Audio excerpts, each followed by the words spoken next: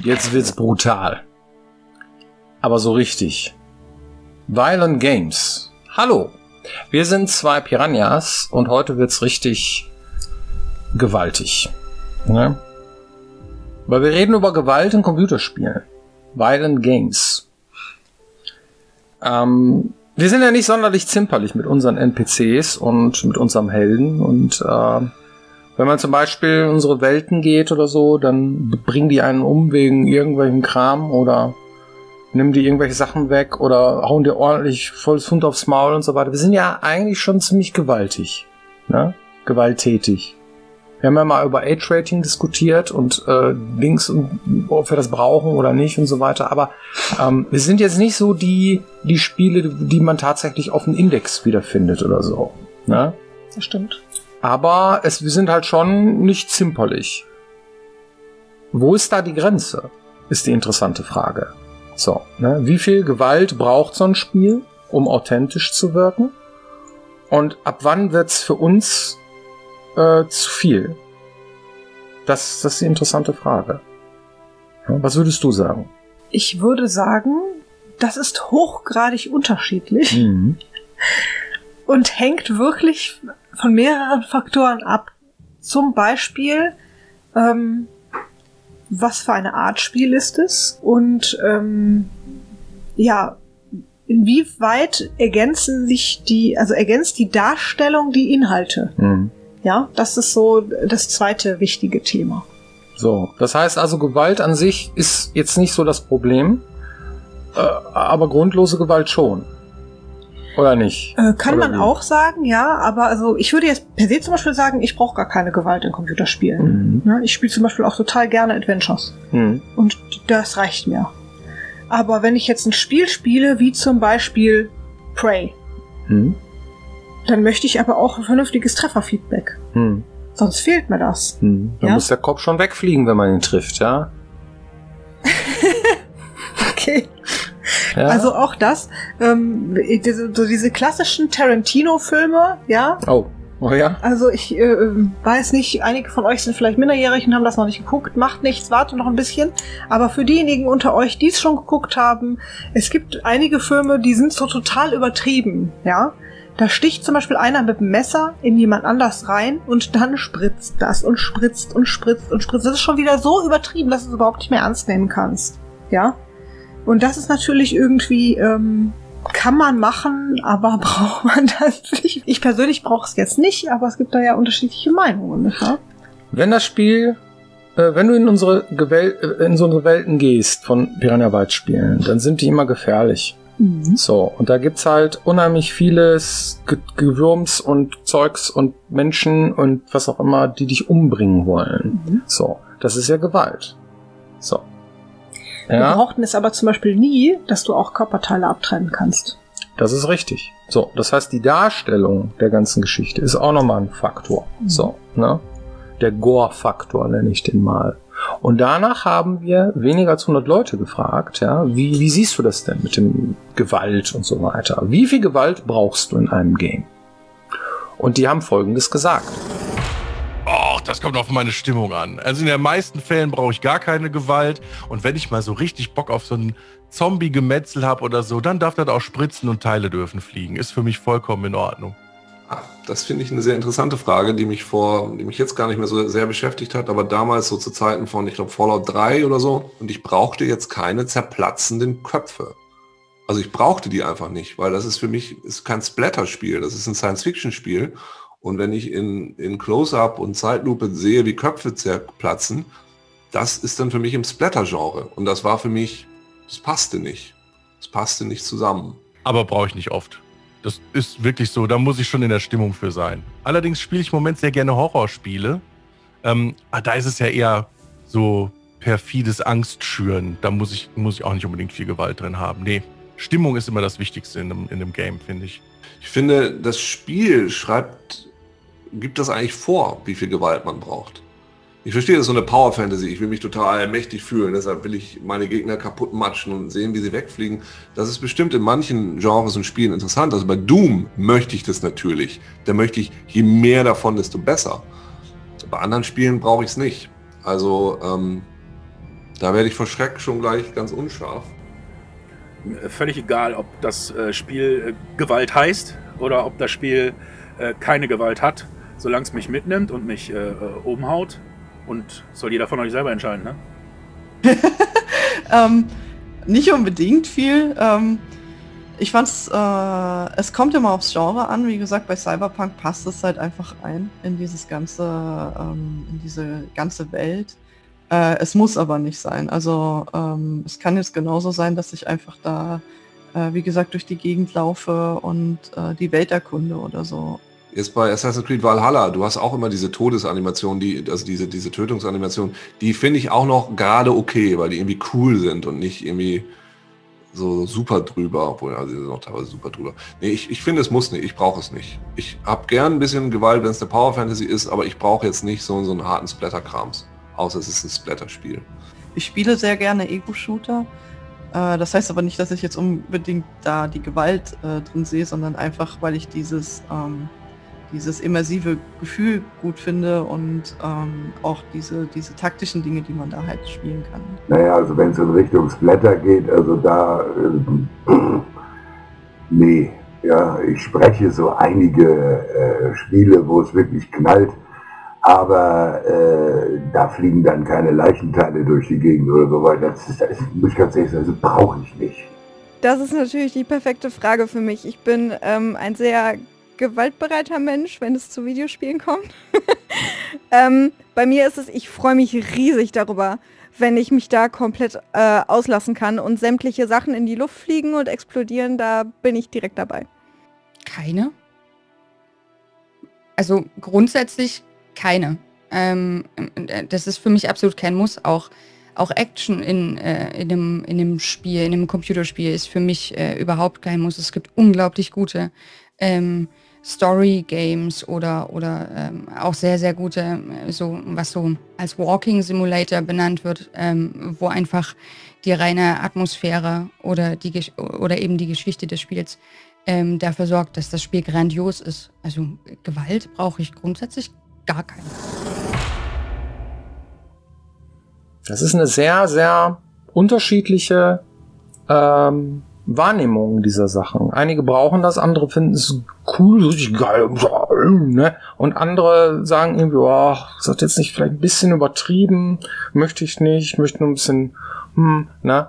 Aber es ist halt schon irgendwie so eine Art Urlaub von sich selbst nehmen, oder nicht? Diese Gewaltgeschichten und so weiter. Das heißt, wenn man eine Geschichte hat, die auch traurig ist, die auch gemein ist und so, und die man dann in der Geschichte, also mir geht's so, dann irgendwie zum Guten bewenden kann, dann am Ende des Tages, so, ja, dann macht mir das am meisten Spaß, so, ja. Und manchmal muss man auch sagen, so, ich gehe jetzt hier mit dem Kopf durch die Wand und so weiter, den Drecksack, den mache ich jetzt platt oder sowas in der Art. So, damit man eine gewisse Intention, eine gewisse Motivation hat, um Dinge zu machen, um auch ein Spiel zu spielen, auch da Spaß dran zu haben. Das geht mir so. Bedeutet also, Gewalt und Gewaltdarstellung sind zwei völlig verschiedene Dinge. Ja. Ich kann auch sehr abstrakt Gewalt darstellen, aber genau wissen, was gemeint ist. Ja. Also nur mit vielleicht künstlerischen Elementen. In einigen Indie-Titeln zum Beispiel gibt es das. Gewalt darstellen. Ich fand, es gab ein Spiel, da wurde zum Beispiel ein Junge gemobbt in der Schule von seinen Mitschülern. Seelische Gewalt. Genau, und das wurde sehr abstrakt dargestellt, mit Schatten und sowas. Und du hast sofort verstanden, was gemeint war, obwohl es nicht direkt dargestellt wurde. Das fand ich ziemlich cool gemacht. Auch das kann sehr stark wirken, ohne dass es direkt gezeigt wird. Und dann gibt es Sachen, die sind einfach genau das, was sie sind. Die zeigen Mies ziemlich realistisch zum Beispiel. Ein Schussloch. Auch fies. Im Kopf. So, jetzt zum Beispiel. So wie wir hier mit unserem Logo, ne? Sowas. Das ist ja das Risen 2 Logo, ne? Piraten, Flagge, Jolly Rogers mit einem Loch im Kopf. Sowas ist gemeint, ne? Ja, das ist Gewalt. Ganz eindeutig. So, was ist das sonst? Da hat jemand ihm in den Kopf geschossen. So. Ja. Das ist nicht zimperlich. Kann man nicht sagen. Ist das dann schlimm? Oder ne? Das muss jeder für sich selber rauskriegen. Hat auch viel mit Age-Rating zu tun, keine Frage. Da wird sehr viel darauf geguckt, gerade so Gewaltdarstellungen, da wird sehr viel drauf geguckt, gerade bei diesen ganzen Age-Ratings und so weiter. Und wir sind ja meistens, also Spiel ab 12 in Deutschland, USK und PG 16. Aus diversen Gründen, so, ja. Und das hat auch viel mit Gewaltdarstellungen zu tun. So, ne? Oder dass man halt Punkte kriegt für Mieses, was man tut. Ne? Dass man zum Beispiel einen bösen Weg anbietet. Das machen wir ja. Wir haben ein Moralsystem und dann, wenn du mies bist, dann kriegst du auch deine Punkte. So, dann kannst du auch, ne, das ist halt so. Abtrünnig nennt man das bei Mass Effect zum Beispiel. Genau, so. Richtig. Schönes Beispiel, um diese Sachen miteinander zu vergleichen, wäre vielleicht Doom mit Last of Us 2. Doom ist ein Spiel, das ist außerordentlich brutal und überhaupt nicht zimperlich mit seiner Darstellung, hat sehr miese Waffen. Ihr kennt das, habt vielleicht schon mal einen Trailer gesehen oder sowas in der Art, vielleicht sogar selber gespielt. Das ist einfach ein total brutales Spiel. Aber inhaltlich bist du emotional jetzt nicht so betroffen, ja, weil sind halt irgendwelche Monster. Genau, das ist irgendwas Abstraktes irgendwie und dann ist es, das ist halt deine Aufgabe und deine Mission irgendwie und es ist halt lediglich die Gewaltdarstellung, die einen sehr hohen Level erreicht, während bei Last of Us 2 genau das Gegenteil gemacht wird. Da wird absolut mies dargestellt, wie Menschen, also richtige Menschen sterben müssen und teilweise gequält oder gefoltert werden und du musst dir das quasi angucken. Ja, das ist so, wann macht Gewalt Spaß und wann hört's auf? Ja, so dass du sagst, ich möchte das eigentlich gar nicht spielen. Warum fühle ich mich denn jetzt schlecht dabei und solche Sachen? Und auch damit kann man in Computerspielen umgehen. Das heißt, ein ähnlicher Grad an Gewaltdarstellung kann höchst unterschiedliche Emotionen hervorrufen, je nachdem, in welchem Kontext sie dargestellt werden. Und sollen das auch. Ja, Spiele wollen quasi auch unterschiedliche Sachen. Auch ein schönes Beispiel fand ich immer hier, Lara Croft zum Beispiel läuft durch die Gegend mit 2 Pistolen in der Hand irgendwie und er schießt irgendwelche Leute. Ne? Und alle so denken überhaupt nicht drüber nach, so ey, sie ist eigentlich voll der Massenmörder. Aber keinen interessiert, weil es halt Lara Croft, ne? Die ist halt irgendwie hier jetzt der Indiana Jones, der was weiß ich, was die da gerade vorhat. Und dann akzeptiert man das, weil es ja ein Abenteuer so, ne? Wenn man darüber nachdenkt, irgendwie, wie viele Menschen man eigentlich zwischendurch tötet, oder hier bei Nathan Drake genau dasselbe, dann ist das eigentlich volle Kanne brutal und voll gemein.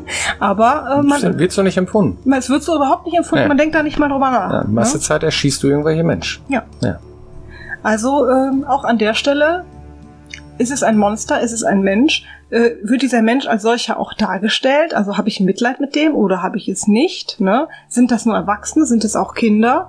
Also sehr, sehr unterschiedlich, wie da mit umgegangen werden kann. Ja. Wir haben in unseren Spielen, was Spielzeit angeht, ungefähr 30% Kämpfer. Du machst auch nichts anderes als kämpfen, um zu überleben. Ja. So. Und da kriegst du dann Punkte für. So, das ist Gewalt, ganz eindeutig. Macht es dann aus uns schlechte Menschen? Ganz bestimmt nicht. So, ja, das ist einmal so ein schmaler Grat. Da gibt es so viele komische, kontroverse Diskussionen darüber. Ich glaube, der Antrieb, Erfolg zu haben, kann sowohl sein, was weiß ich, der schnellste in Tetris zu sein, als auch der beste Shooter zu sein. Und es hat nichts mit dem Real Life zu tun. Hat es auch nicht, weil es Computerspiele sind. Genau. Wir haben dafür ja auch ein Moralsystem und belohnen den Spieler meistens immer für die guten Sachen. Na? Das ist ja so. Wir haben auch einen miesen Weg, den kannst du auch wählen, aber das ist nicht so, manchmal auch ganz schön schwierig, den zu gehen. So, ne? Weil du bist halt mies, du bist halt alleine. Du bist halt ein Arsch, wenn du diesen Weg wählst. So, ne? Und das ist dann auch nicht unbedingt der leichteste. Und der muss dann auch plausibel sein. Die Welt muss dann auch plausibel auf dich reagieren. Dann gibt es auch NPCs, die finden dich dann blöd. So. Es gibt ja auch sowas wie eine Grauzone. Ne? Dass ich also eine Tat, die ich gemacht habe, ist irgendwie gut, aber irgendwie auch nicht. Und das Gefühl, was das in einem Spieler auslöst, zu sagen, ich kann nicht genau sagen, ob das jetzt etwas etwas Gutes oder nicht Gutes war, weil ich fühle mich halt irgendwie dabei. Ich mache jetzt das, was ich persönlich für richtig halte. Es ist halt ein schönes Mittel, weil es ja auch im realen Leben so häufig vorkommt. Das heißt, ich stelle dem Spieler quasi selber auf die Probe, ob seiner eigenen Moral. Das ist ein sehr immersives Mittel, um ins Spiel einzutauchen. Absolut. Und man würde es vermissen, wenn es fehlt. Wenn es komplett weg, wenn man sowas gar nicht macht. Genau. So, ja. Man muss ja nicht unbedingt ein System dahinter haben, wo Punkte gezählt werden, aber die Missionen an sich sollten das schon haben, zumindest in unseren Spielen. Und wir kennen ja auch viele andere Spiele, die das auch haben. Gerade diese moralische Komponente, die ist sehr, sehr wichtig. Na, weil da kannst du dich dann auch besser damit identifizieren. Das, der beste Antagonist ist derjenige, den ich verstehen kann. Absolut. Dessen, wo ich nachvollziehen kann, warum der jetzt böse ist. Und die tollste Geschichte ist, wenn man so einen Bösewicht dann am Ende des Tages sogar bekehren kann. Das ist natürlich ziemlich cool. So, ne? Das ist meistens so. Mhm. Gut, genug Gewalt. Mhm. Hast du eine Community-Frage? Ja. Okay, ich lese mal vor. Was haltet ihr eigentlich von einer dynamischen Erfahrungspunktevergabe? Wenn also gewisse Quests und Monster später nur noch 1 oder 2 Erfahrungspunkte geben, wenn man vom Level her zu stark für die Quest oder das Monster geworden ist. Das ist irgendwie ein verkappter Level Cap, ne? Das ist ein Level Cap, ist das. Mhm. Verkappter. Ein verkappter. Oh, schön. Capter Cap. Ja, schwierig zu sagen. Eigentlich stehen wir eher darauf, ein Ding ist ein Ding. Ne? Und je nachdem, in welcher Situation du dich befindest, kriegt man vielleicht, man kann es so erklären, weniger Erfahrung, weil man hat ja schon irgendwie 25.000 von dieser Art Viech getötet, dann kriegst du nicht mehr so viel Erfahrung, weil du weißt ja schon, wie es geht, oder wie soll man das dann irgendwie, macht das Spaß, ist cool, zu welchem Zweck, dass das Spiel endlos geht, ja? Ich finde, das funktioniert bei solchen Spielen gut, die einen sehr starken roten Faden haben. Ne, das heißt, wo das so mehr Ambient, mehr Beiwerk ist, dass du diese Sachen auch noch machen kannst. Aber sobald du, so wie wir, eine Welt anbietest, wo immer alles relativ gleichwertig ist, ist es blöd, wenn die ihre Werte ändern. Du kannst auch Kruppzeug darunter haben. Die sind nicht gleichwertig, das kann man so nicht sagen. Ne? Sondern die haben ihre feste Werte. So, die Welt, die soll dieselbe Qualität behalten. Die soll jetzt nicht witzlos werden irgendwann. Ja. So, davon redest du. Genau, ne? Richtig. Ja, das meine ich. Also, dass das quasi, dass du dich darauf verlassen kannst, dass es das ist, was es ist. Ja. Ja. Und natürlich gibt es auch sowas wie ein Spielstartgebiet. Und wenn du da halt bist, ist es etwas einfacher. Kommt jetzt nicht ein Troll um die Ecke und haut dir, kloppt dich quer, obwohl... Könnte, wenn du Pech hast. Jedenfalls weißt du aber, wenn der Troll kommt, dann ist der auch... ist der halt gefährlich. Hat der auch mehr Erfahrungspunkte als die Ratte nebenan. Ne? Und das macht auch mehr Sinn, weil in unseren Spielen doch dieses, du kannst dich selber entscheiden, wo du jetzt hingehst, recht stark ist.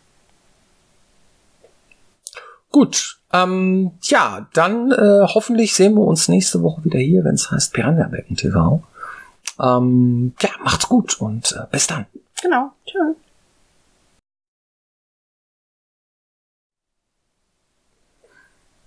Ja, brutal. Braucht man eigentlich nicht, ne? Ach, Selten. Ja, alles eine Frage der Dosis. Alles eine Frage der Dosis.